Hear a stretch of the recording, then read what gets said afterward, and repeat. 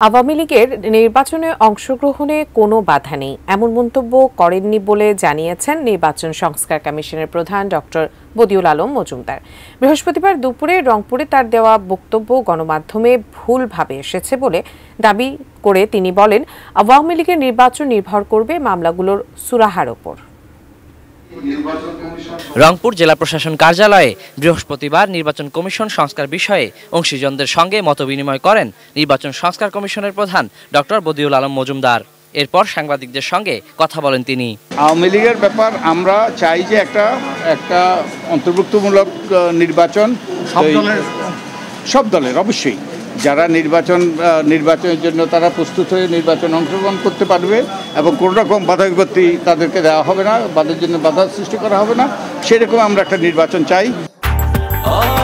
Breakfast, tiffin কিংবা snack টাইমে মজাদার আয়োজন মানে অল টাইম ব্রেড। তবে রংপুরে তাঁর দেওয়া বক্তব্য গণমাধ্যমে যেভাবে এসেছে তাতে বিব্রত বদিউল আলম মজুমদার। ঢাকায় ফিরেই রাতে দি হাঙ্গার প্রজেক্টের কার্যালয়ে সংবাদ সম্মেলন করেন তিনি। পুরো বিষয়টাই নির্বাচন কমিশনের, আমার তো সংস্কার প্রস্তাব করা, এইসব সিদ্ধান্ত গ্রহণের এখতিয়ার কিন্তু নির্বাচন কমিশনের। প্রসঙ্গত এটি কারো অজানা নয় যে আইসিটি আইনে ইতিমধ্যে অনেকগুলো মামলা রুজু হয়েছে।